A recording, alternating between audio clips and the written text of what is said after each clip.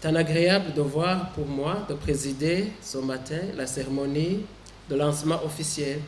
du programme Appui à la résilience des populations du Burundi, volet santé,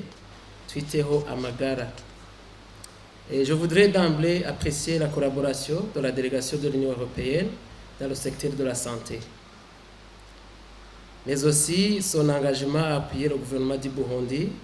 dans la recherche du bien-être des Burundais à travers la mise en place d'un système de santé résilient. Aussi, je voudrais également saluer l'engagement des organisations du consortia Cordate, Enabel, Healthwork, MEMISA et World Vision, sans oublier l'OMS qui va en assurer la coordination. Chers invités, Excellences, ce projet va sans doute accroître l'accessibilité des services de santé de qualité répondant aux besoins spécifiques des populations, particulièrement aux femmes, enfants et adolescents. Ce projet aussi va améliorer les capacités de réponse aux épidémies et aux autres exigences de santé publique. Distingués invités, mesdames, messieurs, la résilience du système de santé est entendue comme la capacité à garantir un continuum de soins en écartant le nombre de dysfonctionnements qui touchent globalement les 6 piliers du système de santé, à savoir la rupture des stocks des médicaments essentiels, l'insuffisance des ressources humaines, la faiblesse des financements,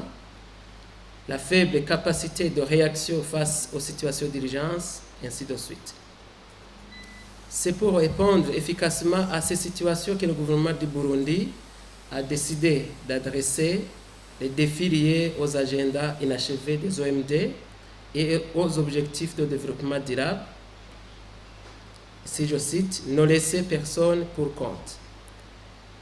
ainsi que d'autres défis qui persistent. Il s'agit notamment de l'amélioration de la qualité des soins et la prise en charge des urgences chirurgicales, obstétricales à travers l'approche chirurgie de district, afin de soutenir la mesure du gouvernement visant à subventionner les soins aux couples mère-enfant à travers la gratuité des soins. C'est le maintien de bonnes couvertures vaccinales dans les districts et le soutien des autres districts à faible performance. C'est aussi le renforcement des capacités de réponse du système de santé face aux maladies transmissibles et non transmissibles, ainsi qu'aux urgences de santé publique. C'est en fait le renforcement des capacités des équipes cadres de district dans leur mission de planification, de supervision, d'approvisionnement, de gestion de l'information sanitaire, conforme au guide de gestion des districts adopté par le ministère de la Santé publique et de la lutte contre le sida en 2017. C'est pour cela que dans la mise en œuvre de ce programme, je souhaite vivement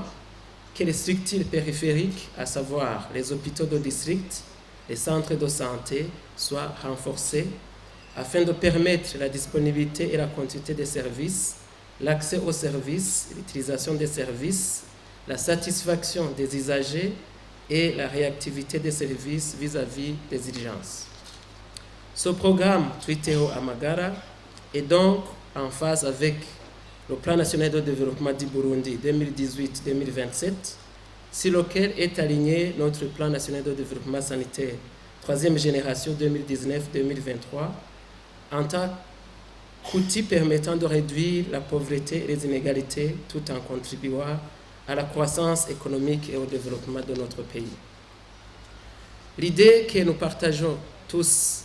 est que l'accès aux soins des populations est une donnée fondamentale de la résilience du système de santé. L'extension de la couverture sanitaire aux populations rurales démunies est un défi que sommes ainsi appelés à relever. Je ne voudrais pas trop vous fatiguer parce que